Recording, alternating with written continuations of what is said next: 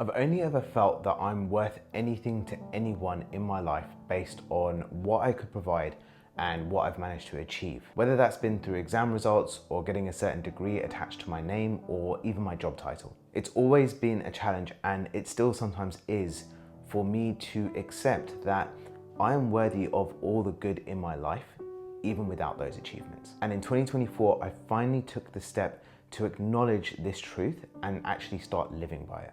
Towards the beginning of this year, we lost a very close friend of ours to a battle with cancer.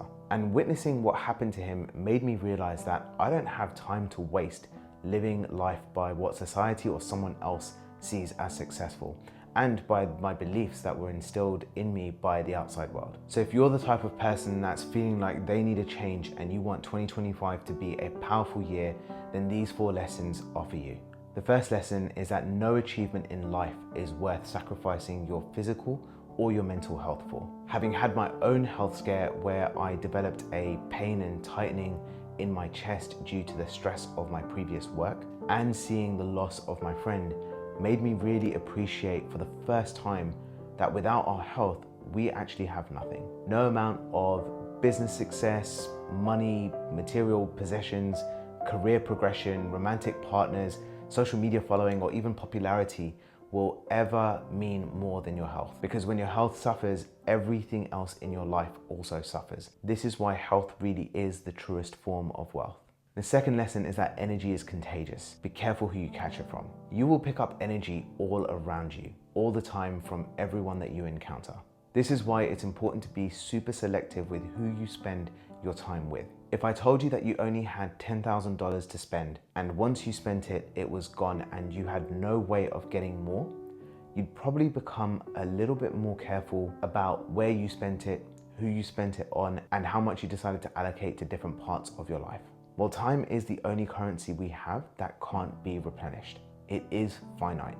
Once you spend it, it's never coming back. Which leads me perfectly onto the third lesson, which is that you have to get comfortable with saying no.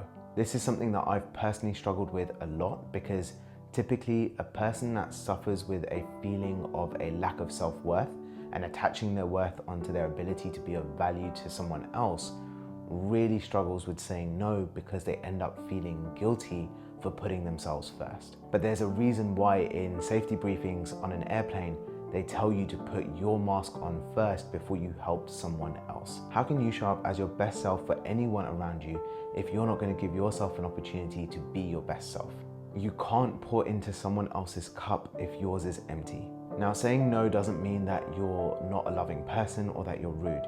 It simply means that you're setting a boundary that's putting you first. You're making a choice to acknowledge that you are of importance and have needs, and it's okay to fulfill them before you go and fulfill the needs of others. And as someone who's about to become a parent for the first time, I'm becoming hyper aware of the fact that saying no is going to be my biggest superpower to make sure that me and my family are looked after first. And the fourth lesson is, don't be afraid to start again. We only have this one life, and if we're lucky, we might be around until we're 80 or 90 years old. But as I learned earlier this year, you never actually know when your last day is going to be.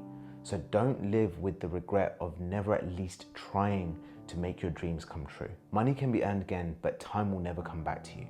I left a 6-figure job at the beginning of this year, and it was scary, and I had all the doubts and fears going on in my mind.